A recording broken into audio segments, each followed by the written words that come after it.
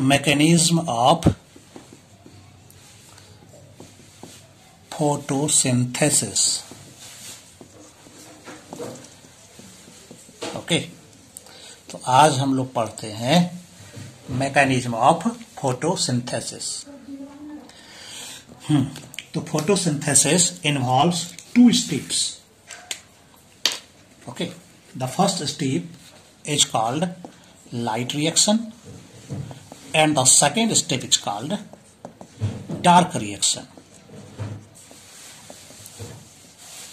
दो स्टेप में ये रिएक्शन होता है, एक लाइट रिएक्शन और एक डार्क रिएक्शन। ओके, तो light reaction is a photochemical reaction which requires light.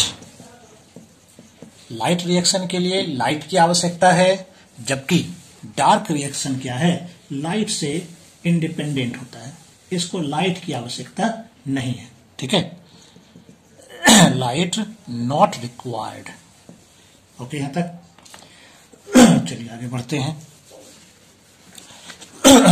तो सबसे पहले हम लोग लाइट रिएक्शन पर डिस्कस करते हैं कि लाइट रिएक्शन क्या होता है।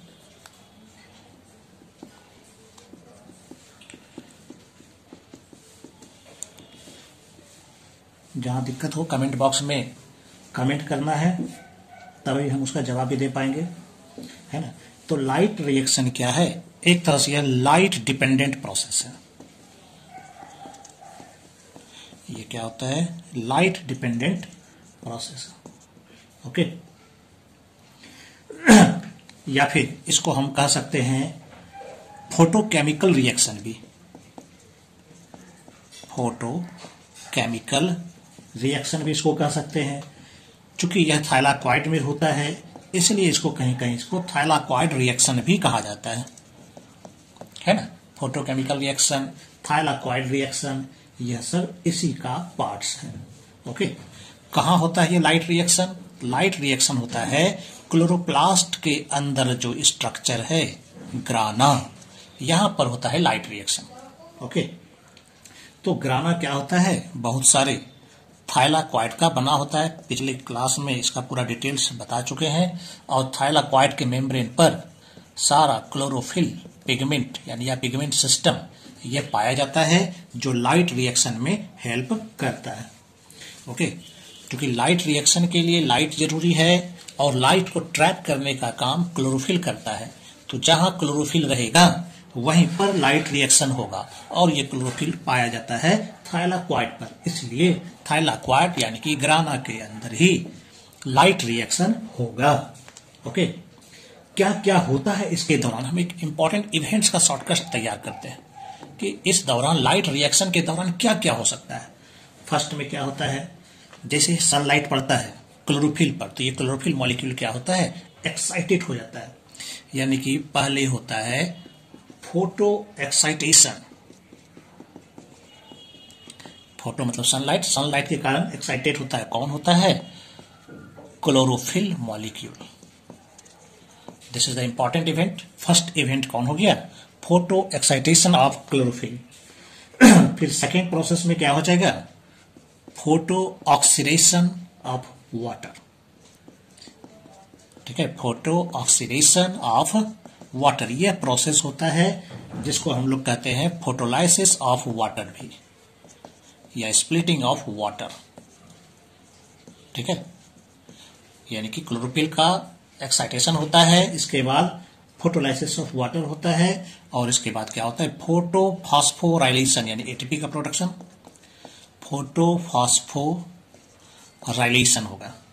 ठीक है, मतलब क्या हुआ इसका, फॉर्मेशन ऑफ एटीपी। और इसके बाद क्या होता है, फोटो रिडक्शन भी होता है। देखिए स्टेप वाइज बता रहे हैं ताकि समझना आसान हो।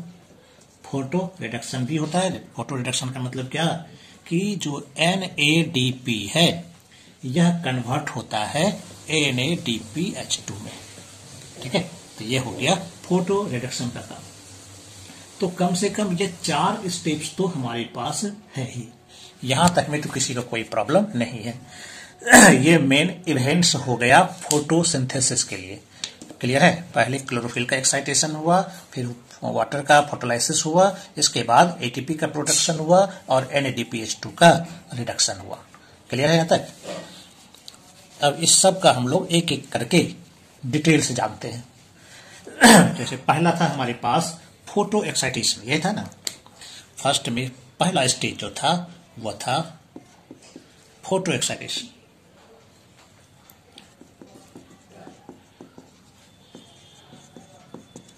तो इसका मतलब क्या हुआ कि जैसे ही पिगमेंट सिस्टम पर, ठीक है, सनलाइट पड़ता है तो यह क्लोरोफिल मॉलिक्यूल क्या होता है, एक्साइटेड हो जाता है ना। क्या होता है क्लोरोफिल मॉलिक्यूल? एक्साइटेड। एक्साइटेड कब हुआ? जब इस पर सनलाइट पड़ता है तब जाकर के क्या होता है, यह एक्साइटेड हुआ और फिर यह इलेक्ट्रॉन को रिलीज करता है। ठीक है, यानी कि जो एक्साइटेड क्लोरोफिल मॉलिक्यूल है, ठीक है, ये क्या करता है, एमिट्स हाई एनर्जी जो कि इलेक्ट्रॉन के रूप में मौजूद है। क्लियर है? तो जैसे ही क्लोरोफिल एक्साइटेड हुआ तो ये क्या किया, इलेक्ट्रॉन को रिलीज कर दिया। पहला स्टेप ये हुआ। दूसरा स्टेप्स क्या होता है? दूसरा स्टेप्स मैंने बताया कि फोटोलाइसिस होता है। किसका फोटोलाइसिस हुआ? वाटर का। तो कैसे होता है ये देखिए, ये वाटर का मॉलिक्यूल है, ठीक है। जब ये टूटेगा तो क्या बनेगा, क्योंकि 4 हाइड्रोजन है तो 4H+, तो 4H+ प्रोटॉन है तो 4 इलेक्ट्रॉन भी होगा, और जो ऑक्सीजन है ये O2 रिलीज होगा, है ना। तो जब फोटोलाइसिस ऑफ वाटर होता है तो क्या क्या मिला हमको, प्रोटॉन भी मिला, इलेक्ट्रॉन भी मिला और ऑक्सीजन भी मिला, है ना। ये 3 मिलता है ये फोटोलाइसिस में।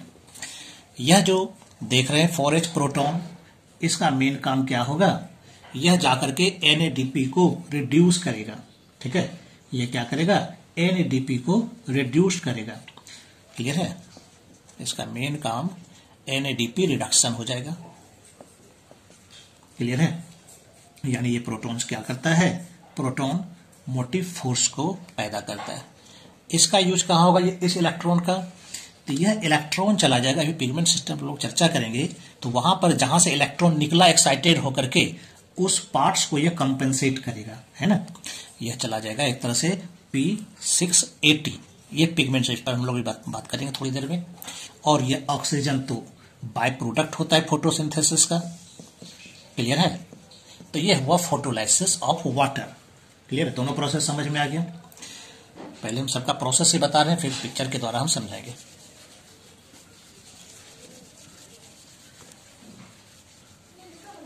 चलिए, तीसरा स्टेप्स मैंने बताया फोटो फास्फोराइलेशन का, है ना। कौन सा स्टेप था तीसरा, फोटो फास्फोराइलेशन। ये क्या होता है, तो मैंने बताया यह एटीपी का प्रोडक्शन है। इसमें क्या होता है, यह जो इलेक्ट्रॉन रिलीज होता है ना क्लोरोफिल से, ठीक है, वह इलेक्ट्रॉन क्या होता है, कई मॉलिक्यूल से होकर के क्रॉस करता है। तो इस क्रम में यह क्या करेगा, एनर्जी का प्रोडक्शन करता है। यह एनर्जी क्या होता है, एटीपी के रूप में तैयार होता है। यानी कि फोटो फास्फोराइलेशन का मतलब एटीपी प्रोडक्शन। कैसे हुआ ATP production, due to movement of electrons. कौन सा इलेक्ट्रॉन्स, वही इलेक्ट्रॉन्स जो एक्साइटेड होकर के रिलीज हुआ है ना, थ्रू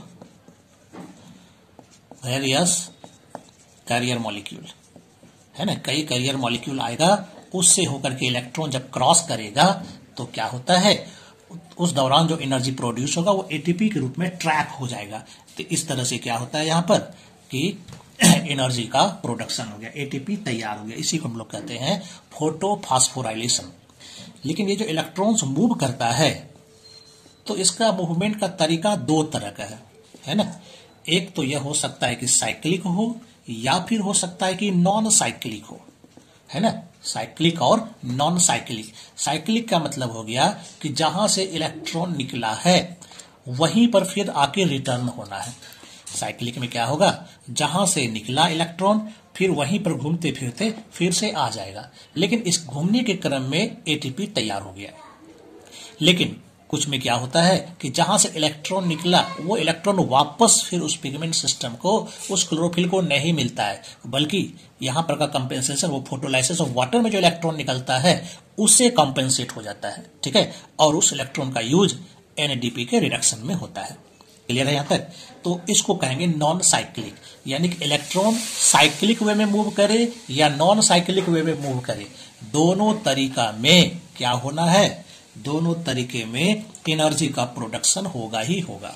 तो यानी कि दो तरह का होता है, साइक्लिक और नॉन साइक्लिक। क्लियर है? क्या हो गया? साइक्लिक और नॉन साइक्लिक। कैसे होता है ये साइक्लिक नॉन साइक्लिक, ये अभी हम बता देते हैं। ठीक है, क्या क्या होगा। तो हम एक पिक्चर बनाते हैं दोनों सिस्टम के लिए। जैसे कि ये एक पिगमेंट सिस्टम है जिसको हम लोग कहते हैं पिगमेंट सिस्टम सेकेंड, है ना। कौन सा पिगमेंट सिस्टम है? पिगमेंट सिस्टम सेकेंड, यानी कि इसको हम लोग कहते हैं P680। इसका मतलब यहां तक के वेवलेंथ को यह ऑब्जॉर्ब करता है। ठीक है, जब इस पर सनलाइट पड़ता है तो क्या होगा, यह एक्साइटेड हो जाएगा। क्या होगा? यह एक्साइटेड हो जाएगा। एक्साइटेड होगा तो क्या होगा, यह इलेक्ट्रॉन को रिलीज करेगा।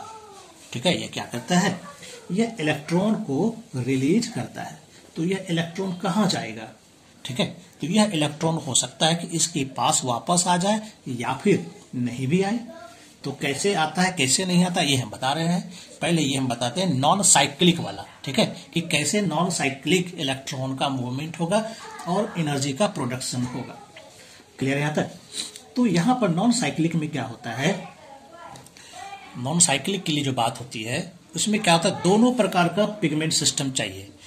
नॉन साइक्लिक में पिगमेंट सिस्टम फर्स्ट की भी आवश्यकता होती है और पिगमेंट सिस्टम सेकेंड की भी आवश्यकता होती है। दोनों प्रकार का पिगमेंट सिस्टम चाहिए, फर्स्ट भी चाहिए और सेकेंड भी चाहिए। ठीक है, ये मान लेते हैं ये है पिगमेंट सिस्टम फर्स्ट। ठीक है, दोनों आ गया। इसको हम लोग कहते हैं P700। ओके, तो pigment system first and pigment system second दोनों की आवश्यकता होगी। ये यहां से जब इलेक्ट्रॉन निकलेगा पिगमेंट सिस्टम सेकेंड से, तो ये यहां से मूव करते हुए कहां पहुंचेगा, पिगमेंट सिस्टम 1 में, और यहां से इलेक्ट्रॉन निकल करके एनएडीपी को मिलेगा। क्लियर है? तो एक तरह से ये नॉन साइक्लिक होता है। तो कैसे कैसे होता है ये बता देते हैं। यहां पर एक अननोन कंपाउंड होगा, इलेक्ट्रॉन एक्सेप्टर। ठीक है, यह इलेक्ट्रॉन इसके पास आएगा, यहां से मिलेगा प्लास्टोक्विनोन को, फिर मिलेगा प्लास्टोसाइनिन को। एक सेकंड, प्लास्टोक्विनोन हो गया, उसके बाद मिलता है साइटोक्रोम को, साइटोक्रोम बी, साइटोक्रोम एफ, इसके बाद मिलता है प्लास्टोसाइनिन यानी कि पीसी को, और इसके बाद मिलता है किसको, P700 को। यानी कि इस पिगमेंट सिस्टम को ये इलेक्ट्रॉन मिला, यहां से चला, इसको मिला, यहां मिला, यहां मिला, यहां मिला, और किसको मिल गया, ये P700 को यह इलेक्ट्रॉन मिल गया। यहां से यह इलेक्ट्रॉन निकल करके कहां जाएगा, यहां पर एक दूसरा इलेक्ट्रॉन एक्सेप्टर है, इसके पास जाएगा, और यह क्या होता है, विभिन्न कंपाउंड होते हुए, ठीक है, पहुंचेगा NADP के पास, जिससे यह क्या होता है, यह NADPH2 में कन्वर्ट होगा। कैसे होता है ये फिर बताते हैं। ठीक है, यहां तक तो क्लियर हो गई। ठीक है, तो एक तरह से क्या हुआ, जब सनलाइट पड़ा है पिगमेंट सिस्टम फर्स्ट पर, तो ये एक्साइटेड हुआ और ये इलेक्ट्रॉन को रिलीज किया है। यह इलेक्ट्रॉन गया एक एक्सेप्टर के पास, एक इलेक्ट्रॉन एक्सेप्टर है, इसको हम लोग कह सकते हैं प्राइमरी इलेक्ट्रॉन एक्सेप्टर या इलेक्ट्रॉन एक्सेप्टर भी। ठीक है, ये इलेक्ट्रॉन एक्सेप्ट करता है और इसको क्या किया, प्लास्टोक्विनोन नामक कंपाउंड को ट्रांसफर किया। वहां से ये साइटोक्रोम कॉम्प्लेक्स वाला पार्ट है जिसमें साइटोक्रोम बी है, साइटोक्रोम एफ है, इससे होकर इलेक्ट्रॉन कैरी किया, फिर प्लास्टोसाइनिन होकर के गया। तो उसके बाद यह इलेक्ट्रॉन किसको मिल गया है, P700 को मिला है। और यहां से जब इलेक्ट्रॉन निकलेगा तो फिर यहां पर एक इलेक्ट्रॉन एक्सेप्टर है। ठीक है, जिससे क्या होता है, एक कंपाउंड यहां पे जोड़ सकते हैं कि यह इलेक्ट्रॉन मिलता है फेरोडॉक्सिन को, और फेरोडॉक्सिन क्या करता है, इस इलेक्ट्रॉन से NADP को रिड्यूस करता है। तो रिड्यूस करने का मतलब यह बोलोगे कि आ तो रहा था यहाँ पे इलेक्ट्रॉन, तो NADP को तो प्रोटॉन की आवश्यकता है, इलेक्ट्रॉन की थोड़ी आवश्यकता है। इसको तो प्रोटॉन चाहिए, H2 चाहिए, तभी होगा। तो ये H2 जो मिलेगा, हमने बताया यहाँ पर कि पिगमेंट सिस्टम फर्स्ट पर क्या होता है, यहाँ पर वाटर का फोटोलाइसिस होता है। क्या होता है यहाँ पर? वाटर का फोटोलाइसिस होता है, यानी कि 2H2O, और ये टूटे क्या बनाता है? 4H अभी बताए थे प्लस 4E, है ना, और क्या बनता है? O2 बनता है। तो ऑक्सीजन तो खैर रिलीज हो जाएगा, लेकिन यह दोनों क्या होता है, ये जो हाइड्रोजन है ये यहाँ पहुंच जाता है। इस हाइड्रोजन को इलेक्ट्रॉन की आवश्यकता थी, तो ये हाइड्रोजन और इलेक्ट्रॉन दोनों मिलकर के इसको NADPH2 में रिड्यूस कर देता है। और ये जो इलेक्ट्रॉन था, ये जो इलेक्ट्रॉन है, ये मिल जाएगा पिगमेंट सिस्टम सेकेंड को। इससे क्या होगा, जो ये एक्साइटेड स्टेट में था ये ग्राउंड स्टेट में आ जाएगा। ओके, यहाँ तक ये समझ में आ गया। तो यहाँ पर हम अच्छी तरह से देख सकते हैं कि यहाँ पर जो इलेक्ट्रॉन पिगमेंट सिस्टम सेकेंड से निकला था, ये वापस इलेक्ट्रॉन इसके पास नहीं आया। ये किसको मिला? P700 को, यानी कि पिगमेंट सिस्टम फर्स्ट को यह मिला है। और यहाँ से फिर फेरोडॉक्सिन यानी इलेक्ट्रॉन एक्सेप्टर फेरोडॉक्सिन होते हुए NADP को मिला है। तो NADP क्या करता है? फोटोलाइसिस ऑफ वाटर से, ठीक है, फोटोलाइसिस ऑफ वाटर से जो हाइड्रोजन निकला था, इस हाइड्रोजन की सहायता से यह NADPH2 तैयार कर लेता है। और इस दौरान यहाँ पर क्या होता है, ठीक है, ये जो मूवमेंट होता है, इस दौरान यहाँ पर ATP का भी प्रोडक्शन होता है। तो यहाँ पर हम देख रहे हैं नॉन साइक्लिक फोटोफॉस्फोराइलेशन में ATP का भी प्रोडक्शन हुआ, NADPH2 का भी प्रोडक्शन हुआ, और ऑक्सीजन का भी प्रोडक्शन हुआ है। आई बात समझ में? यहाँ तक कोई दिक्कत है? ATP, NADPH2 और O2 यह सब बना है। यह कहलाता है नॉन साइक्लिक फोटोफॉस्फोराइलेशन। शायद यहाँ तक क्लियर हो गया, ठीक है। ये कहलाता है नॉन साइक्लिक। मिटा देते हैं इसको, तो कोई ज्यादा भारी नहीं है। तो नॉन साइक्लिक में हम देखें कि पिगमेंट सिस्टम फर्स्ट भी यूज हो रहा है और पिगमेंट सिस्टम सेकेंड भी यूज होता है, ठीक है। अब जानते हैं साइक्लिक के बारे में। साइक्लिक फोटोफॉस्फोराइलेशन, इसमें क्या होता है, साइक्लिक वाले में जहां से इलेक्ट्रॉन निकला है वहीं फिर पहुंच जाएगा, और यह होता है पिगमेंट सिस्टम फर्स्ट में। कहा होता है ये? पिगमेंट सिस्टम फर्स्ट में। ये है पिगमेंट सिस्टम फर्स्ट, ठीक है। जब इस पर लाइट पड़ता है तो ये क्या होता है, इससे इलेक्ट्रॉन निकलता है। इलेक्ट्रॉन निकल के कहां पहुंचेगा? वही अननोन इलेक्ट्रॉन एक्सेप्टर के पास, ठीक है। वहां से क्या होगा, ये जाएगा फेरोडॉक्सिन के पास, ठीक है। फेरोडॉक्सिन से फिर कहां पहुंचेगा? वही साइटोक्रोम B होता है, साइटोक्रोम F होता है, ठीक है। फिर प्लास्टोसाइनिन होता है, और फिर ये इलेक्ट्रॉन वापस क्या होगा, इसी को मिल जाएगा। यानी ये इलेक्ट्रॉन जो यहाँ से रिलीज हुआ था, ये इलेक्ट्रॉन किसके पास गया? अननोन इलेक्ट्रॉन एक्सेप्टर है या प्राइमरी एक्सेप्टर कर सकते हैं। यहाँ पर पहुंचा, इससे फेरोडॉक्सिन में गया, फेरोडॉक्सिन से साइटोक्रोम B में गया, साइटोक्रोम B से साइटोक्रोम C में, ठीक है। और यहाँ से फिर जो है चला जाएगा प्लास्टोसाइनिन में, और यहां से फिर इसको मिल जाएगा पिगमेंट सिस्टम फर्स्ट में। तो इस प्रोसेस को हम लोग क्या कहते हैं? Cyclic photophosphorylation. तो इस दौरान क्या होता है, तो इस दौरान यहां पर भी ATP का प्रोडक्शन होगा। तो साइक्लिक वे में ATP तैयार हो रहा है, इसलिए हम इसको क्या कहेंगे? Cyclic photophosphorylation. तो यहां तक में यह समझ में आया कि दो प्रकार का फोटोफॉस्फोराइलेशन होता है। कौन कौन सा? एक साइक्लिक होता है और दूसरा होता है नॉन साइक्लिक होता है, ठीक है। नॉन साइक्लिक में क्या होता है, तो नॉन साइक्लिक में दोनों सिस्टम का यूज होता है, फोटो सिस्टम फर्स्ट का भी और फोटो सिस्टम सेकेंड का भी यूज होता है, दोनों यूज होता है। कैसे होता है, तो पहला पार्ट जो फोटो सिस्टम सेकेंड है, यह मेन पार्ट हो जाता है। इसको जब सनलाइट की किरणें मिलती है तो इसका जो क्लोरोफिल मॉलिक्यूल है ये एक्साइटेड होकर के इलेक्ट्रॉन रिलीज करता है, ठीक है। और ये इलेक्ट्रॉन पहुंचता है किसके पास? एक इलेक्ट्रॉन एक्सेप्टर के पास। वहां से ये किसको मिलेगा? फिर प्लास्टोक्विनोन को मिलता है, प्लास्टोक्विनोन से फिर साइटोक्रोम को मिलेगा, फिर उससे प्लास्टोसाइनिन को मिलता है, और अंततः पिगमेंट सिस्टम फर्स्ट को वो इलेक्ट्रॉन मिल जाता है। क्लियर है? तो इस दौरान जो इलेक्ट्रॉन का मूवमेंट हुआ तो इस दौरान एटीपी का प्रोडक्शन हुआ। इसको कहते हैं नॉन साइक्लिक, क्योंकि यह इलेक्ट्रॉन वापस पिगमेंट सिस्टम सेकेंड को मिलने वाला नहीं है। क्लियर है यहाँ तक? तो फिर P700 से भी निकलेगा तो वो फिर अननोन इलेक्ट्रॉन एक्सेप्टर के पास जाएगा, वहां से फेरोडॉक्सिन को मिलेगा और फेरोडॉक्सिन क्या करेगा, उससे NADP को रिड्यूस करा देगा। तो रिड्यूस कराने के लिए जो प्रोटॉन की आवश्यकता होगी वो फोटोलाइसिस ऑफ वाटर से मिलता है। ठीक है? तो नॉन साइक्लिक वाला में क्या होता है कि वापस इलेक्ट्रॉन नहीं मिलता है और उस वो जो स्ट्रक्चर बनता है एक तरह से जे सेपरेट, तो जे स्कीम उसको कहा जाता है और ये रिएक्शन हिल ने बताया था। क्लियर है यहाँ तक?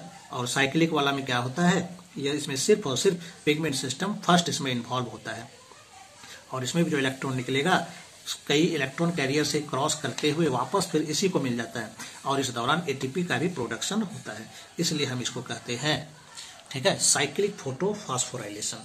क्लियर है? तो शायद यहाँ तक समझ में आ चुका है। अब डार्क